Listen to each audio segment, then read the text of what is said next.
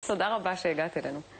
אם החלטתם להשקיע קצת כסף, תעשו לעצמכם בוחן קצר, נגיד, על כמה עומדת ריבית הפריים, איזו עמלה משלמים על ניהול תיק השקעות, ומהו אג"ח קונצרני.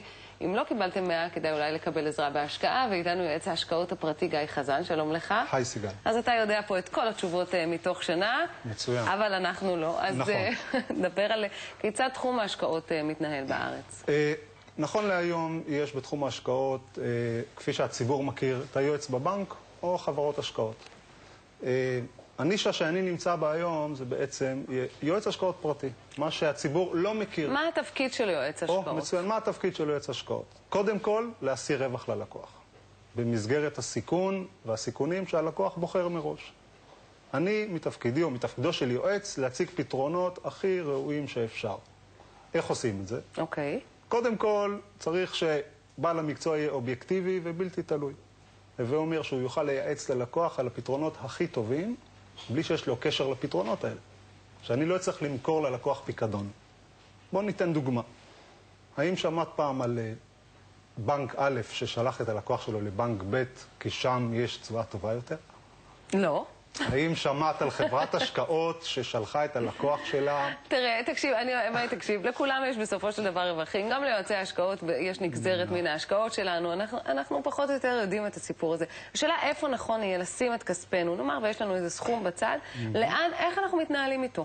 הכי חשוב קודם כל... 2013 בפתח, אנחנו ניקח לך פרספקטיבה בניגוד ל-2012 אולי. בוא נדבר שנייה על 2012, בבקשה. שעל פניו הייתה מלאת תהפוכות. אביב ערבי, בעיות עם איראן, חובות באירופה, וסיימנו אותה עם עלייה של 10% במדדים המובילים. אם נקיש רגע ל-2013... אחרי הרבה מאוד עליות וירידות. נכון. בסופה של שנה הרווחנו. מי שפעל נכון. בואו נסתכל על 2013. מה זה אומר פעלנו נכון? אני בטוחה שחלק מהדברים שלא פעלתי נכון, אבל מה זה אומר? לא עשינו פעולות יתר על המידה. לא קנינו ומכרנו מניות, לא פעלנו מהבטן, אלא פעלנו בקור רוח, במיוחד אם יש איש מקצוע טוב לידינו. שמוביל אותנו. מצוין. מה לגבי 2013? מה החזון שלך? 2013 מבחינת האירועים תהיה מאוד דומה. האביב הערבי עוד לא נרגע, הבעיות חוב בארצות הברית ובאירופה עוד לא הסתיימו. הנקודה היחידה שאולי אפשר לראות אותה כחיובית זה הריבית. בטח כל האנשים שלוקחים משכנתה או שמשלמים ריביות על הלוואות, שמים לב שהריבית רק במתווה יורד. מה שבעצם דוחף את המשקיעים ליטול עוד סיכונים.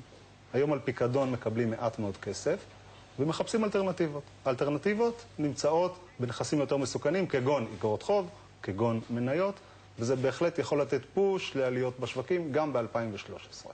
אז בסך הכל אנחנו לא מצפים לאיזה שינוי מהותי, יהיו חכמים בהשקעתכם. גיא, תודה רבה שבאת. תודה סיגל. נקווה לבשורות טובות בשנת 2012. אביבי, תודה לך.